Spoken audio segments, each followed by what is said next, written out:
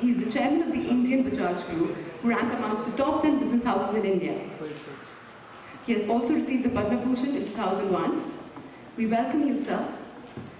We also welcome Shri Shishir Bajaj ji, the head of Bajaj Corporation Limited, and the entire Bajaj Group who spend their valuable time with us.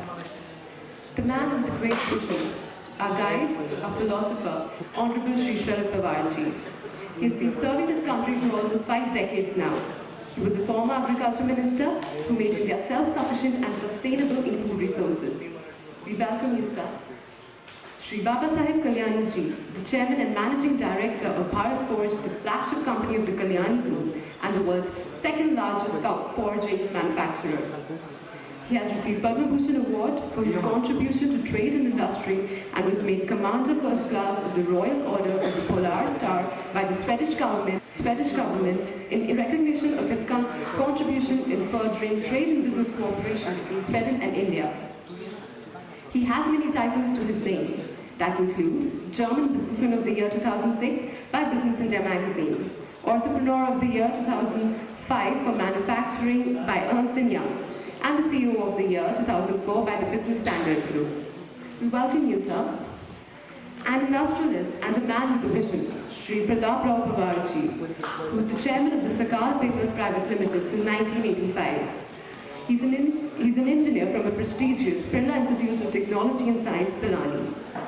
He's the former president of the Maratha Chamber of Commerce, Industries and Agriculture, Pune. I am really honored and privileged to express my sincere gratitude to our honorable dignitaries for sparing their valuable time and experiences with us. On behalf of the management, staff, and the students of Vidya Pratishthan, I take this opportunity to thank you all, sir, for spending your valuable time with us. Thank you and have a nice day.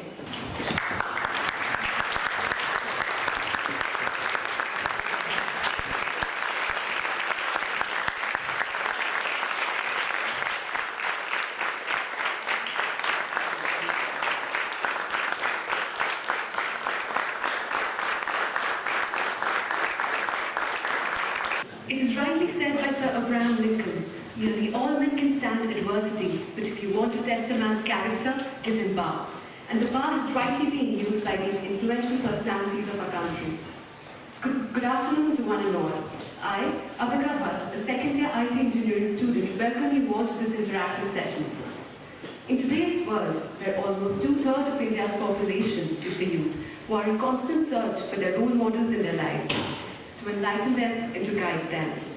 Moreover, if the students are made part of such interactive sessions involving eminent leaders, they will eventually harbor more interest in politics of the country, which will be a beneficial thing because the youth is the future of the country. More awareness and transparency will also be propagated through such talk shows.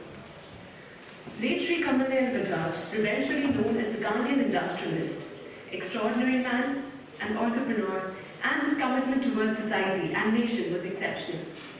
The name of late Shri Kamalayan Bajaj ji to this College of Engineering Baramati will inspire the students to strive for achieving greater heights in academics, research, and in social fields as well.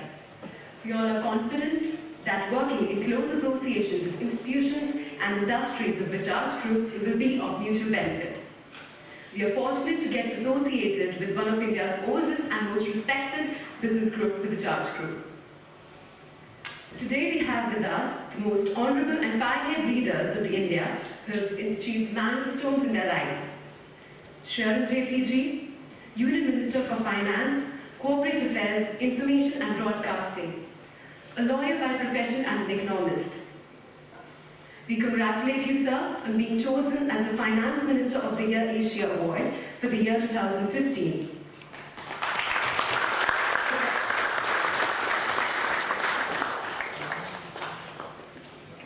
Sir is also one of the most important persons behind the Pradhan Mantri Jan Dhan Yojana, which is one of the most important financial inclusion initiatives in the world. With the help of this Yojana, even the poorest of the poor can have a bank account. The state's share in taxes went up to 42% of the 14th Finance Commission under his governance. We welcome you, sir. Padma Bhushan Shri Rahul Bajaj ji, the thoughtful and persistent, a businessman and a philanthropist, He's the chairman of the Indian Bajaj Group, which rank amongst the top 10 business houses in the world, in India. He has also received the Padma Bhushan in 2001. We welcome you, sir.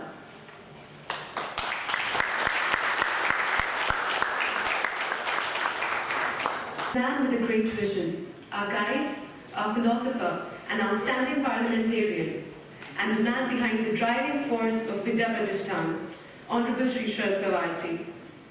He's been serving our country for almost 5 decades now. He was a former agriculture minister who made India self-sufficient and sustainable in food resources. We welcome you, sir.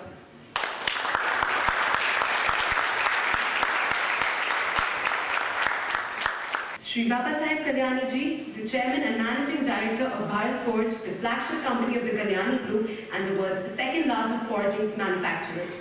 He has received Padma Bhushan Award for contributions to trade and industry and was made Commander First Class of the Royal Order of the Polar Star by the Swedish government in recognition of his contribution in furthering trade and business between Sweden and India.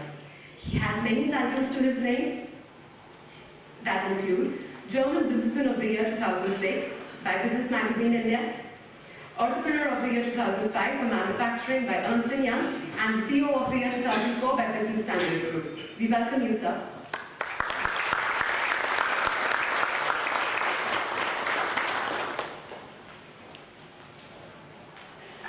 An industrialist and a man with a vision, Shri Prataprao Pawarji, who is the chairman of the Sakal Papers Private Limited since 1985. He's an engineer from the prestigious Birla Institute of Technology and Science, Pilani. He's a former president of the Maratha Chamber of Commerce, Industry and Agriculture, Pune, and it is during his tenure as president, MCCIA completed the project, the International Convention Center. We welcome you, sir.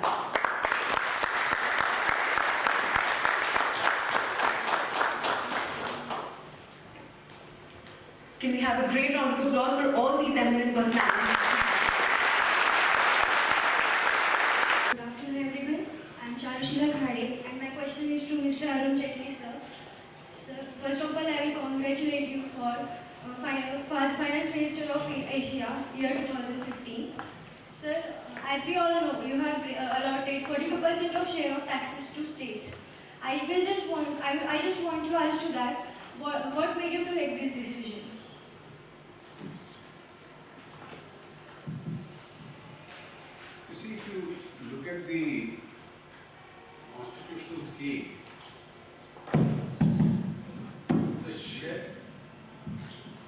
If you look at the constitutional scheme, the central government collects some taxes, the state government collects some taxes. Now, out of the central pool of taxation, which is the central government collections, the entire thing doesn't come to the center. A part of these taxes have to go to the states, so that there is no discretion. As far as the center is concerned, there is a constitutional mechanism called the Finance Commission. So the Finance Commission every 5 years decides what is the percentage of the share of the central pool of taxes of the central government and how much will go to each state. Now, conventionally, every now and then, they used to increase 1%, 2%. This has resulted in a situation that many of the states, because a lot of economic activity goes on in the states, were starved of money, and they would come down to the center with a begging ball and ask the center. The center in its turn, besides spending on whatever central government expenditure is, would then start a lot of centrally sponsored schemes. And there were 66, 67 of them in all. And then it would tell the states to implement the scheme. Now, this has been found to be problematic. This is because of the old planning commission. So one of the plans of our government was that India no longer needs that kind of planning. In fact, you must give greater power to the states. And you can't have a single scheme and say Maharashtra must implement the same scheme and Manipur must implement the same scheme. Their requirements are entirely different. One size doesn't fit all. And therefore, the Finance Commission, in tune with it, said, you bring down the number of schemes of the center. Let the states run their own scheme, and instead of just throwing 1% every now and then at them, just increase their share from 32 to 42. Now, the moment this increases to 42, the center comes down from 68 to 58. Now, unfortunately, and I'm saying this unfortunately, our level of public discourse still has to mature. So having taken 42 instead of 32, so we decided to implement that decision. There is some doubt whether center has a discretion in saying there are 2 or 3 occasions where Finance Commission awards have not been accepted in entirety. But we decided to accept it in entirety. But because of that lack of maturity in the public discourse, every chief minister without exception comes back and says, all right, ये 42 तो मेरा हो गया, what about those schemes? Now this extra 10% has not come as pocket money. This has come precisely for those schemes. So what we've had to do is, out of the old schemes, there are some which we have retained which the center will fully support. There are a few, about 7 or 8 of them, we have transferred them to the states. And out of the balance, there are about 25 odd schemes which will now be partly supported by the center and partly by the states. Now, what will be the percentage? Chief Ministers Committee is working on it. I am told as of yesterday, all the chief ministers except one had signed it. They report some formula, they are giving recommendation to the Vidya. So this 32 became 42 in this mechanism. But I think it's a correct decision to give 42 to the states, even independently. Because globally the economy has slowed down. India had also slowed down to 5% or below. Now if we are to kickstart growth, which we are trying to do, which is partly starting also, a lot of public expenditure has to come about. And states directly, if they act responsibly, both on poverty alleviation schemes and on infrastructure building, on irrigation, etc., will actually be able to spend this extra 10%. So this 10% can lead to welfare, this 10% can lead to a higher growth rate, because states are closer to the people in spending. Good afternoon everyone, I am Reshma Masa, MBA Finance student. My one question to Honorable Arun Jaitley sir. What kind of budgetary provision you foresee to meet the challenges faced by farmer in India? Challenges faced by? Farmer in India. Farmers. You see, I tell you,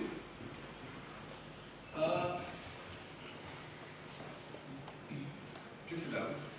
Thanks. As far as agriculture is concerned, I think the challenges are too many. Even in terms of our economy and growth, you see, we expect our services to grow by anything between 9 and 10%, which is even by global standards one of the best services growth rate in the world. Manufacturing is coming back on track. I am hoping it goes back to 7% plus again. But if you have to grow much faster, it has to grow higher. China used to go up to 14-15% at times. Our problem is agriculture. And the problem of agriculture is several. The first problem is that you have total contribution of agriculture is 15% to the GDP. You have 55% people dependent on agriculture. So it doesn't require rocket science that you need to take out a large number of people from agriculture. And therefore they must be sent to other sectors. So our services and manufacturing have to.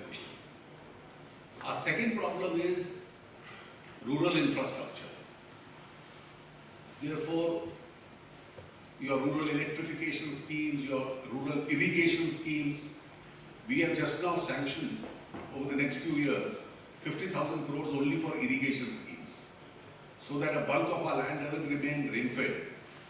Last 2 years, agriculture has suffered and you haven't had a great growth rate. So if this year we grow by, let's say, 7.5%, that will be in the face of flat agricultural growth. So if agriculture had grown by 4-5%, then probably this would have been crossing 8% growth rate. Because it's not only agriculture which will get added, agriculture also means the rural purchasing power will go up. And when the rural purchasing power will go up, more people will build houses, they'll spend on cement, they'll spend on iron, more people will steel, more people will buy scooters and cars and vehicles and tractors. So you see, the agricultural economy gives a spiral effect to the rest of the country. So we've had 2 bad seasons of monsoon. So you will probably require now to spend a lot. So when we speak in terms of increasing infrastructure spending, I have been saying we need to increase our spending on infrastructure and irrigation. In fact, a political analysis has been that states which have grown in agriculture by 8%, the governments have repeatedly won elections. So it's politically also helpful. And states which have grown, in fact, you have some good models. The best model today is Madhya Pradesh. Madhya Pradesh has created a river grid. Some other states follow a different model. And their agriculture is growing up to almost 20%. So rural incomes go up. Punjab, for example, for the last 100 years, we have a good canal system. That is why even if you have a bad monsoon, their agriculture always goes up because of the river grid, of the canal system itself. So we have to spend a lot on this. And plus the experiment I saw in the morning here, your new techniques, what to grow and how to grow. On this, these Vigyan Kendras and all these new techniques will also have to be employed. So you need today an all-around effort. You need now, and one of our great challenges is going to be rural housing. Currently we are only struggling at rural toilets. So you have to go beyond that. It's only then that you will be able to bring in some element of equality in the society.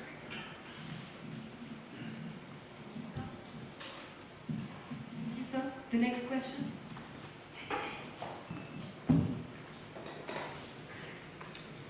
Good afternoon, everyone. I am Mayuri Shinde, and my question is to Honorable Arun Jaitley, sir. Sir, may I know who is your role model and what is the turning point of your life?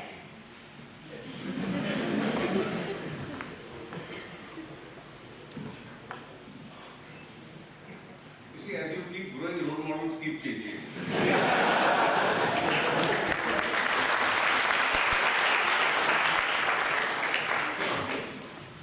You see, turning point is that you have to never plan things. For example,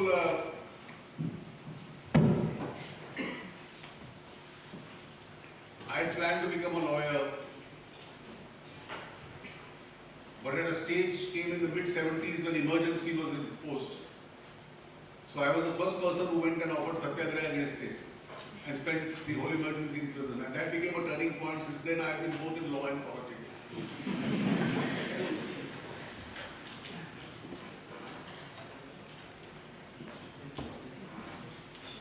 Thank you, sir. Good afternoon, everyone. I am Amarja Gogre, and my question is to Honorable Pawar Sahib. Sir, as you former Agriculture Minister, what are your recommendations for the water resource management in Maharashtra for handling the drought conditions? What is the last question? For handling the drought conditions in Maharashtra. No, basically for drought, for any situation like drought, there is a system. Of course, agriculture is a state subject and state government has to take substantial responsibility. But in Government of India, there is a practice.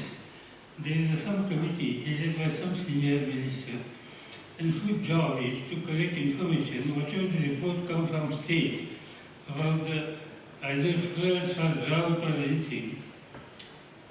Team is deputed from Government of India to assess the situation. They submit their report and that recommendation, ultimately on the basis of that recommendation, Government of India sanctions certain financial support to that particular state, whether it is Maharashtra or Karnataka or any other state, or just to resolve the problem of collapse. So it depends on time to time, situation to situation. It's not possible to say what exactly today. Now, for instance, today, Maharashtra government is facing similar problem. Government of India has already released about 500 to 600 crore, and now Government of India's team is here. They will assess the situation, submit report to the Finance Minister and concerned authorities, and then Government of India will take a final decision. But meantime, state governments themselves are already active to handle this situation. Thank you, sir, for the answer. See, every year when budget is given, in the budget there are two categories of funds. One is called the SDRF fund, State Disaster Relief, and one is the National Disaster Relief. So since you are a large country and any kind of disaster, drought, earthquake, flood can happen, these funds are specially earmarked in the budget itself. So what Pawar Sahib is saying is that committee, which functions called the high level committee, so every time there is a disaster, either from the state funds and in addition from the central funds, when you are declared a drought area, how much money are you to get for lost crop, how much money are you to get for animal, cattle, etc. So there are norms which are there according to which it is there. Thank you, sir. The next question. Good afternoon. No, you are welcome. You are welcome, but not a single one is asking question. Good afternoon. I am Shraddha Kharge. My question is to Bajaj sir. So we are fortunate enough to get associated with Bajaj Group. But sir, what is your expectation from students of this institute?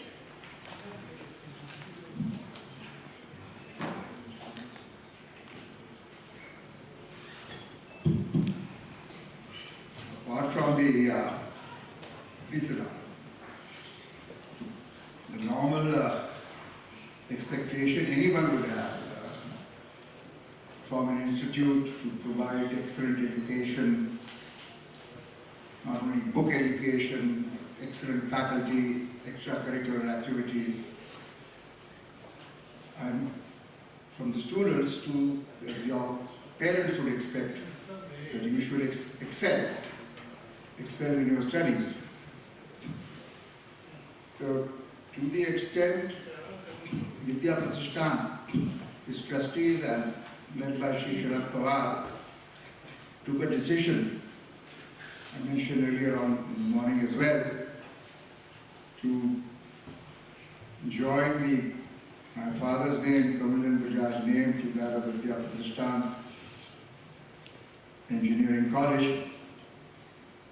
As I said, we are of course grateful and happy and delighted at that decision. It's a two-way traffic.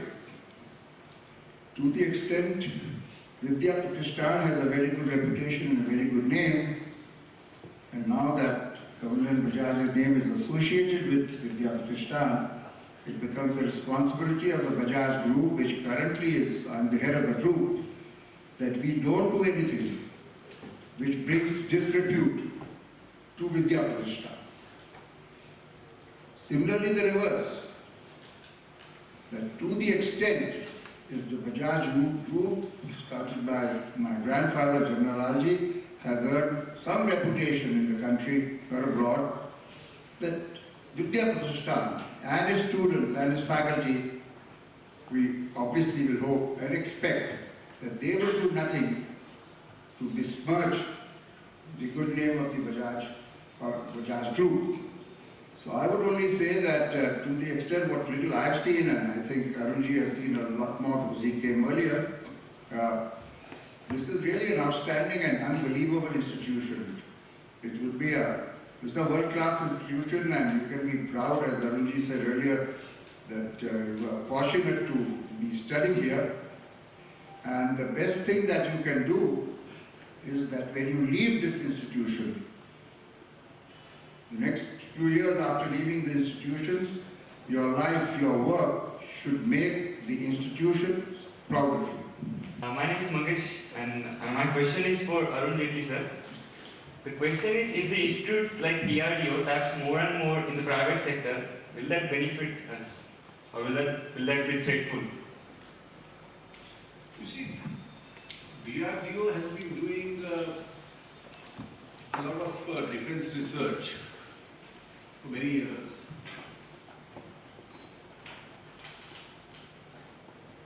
It's done reasonably well.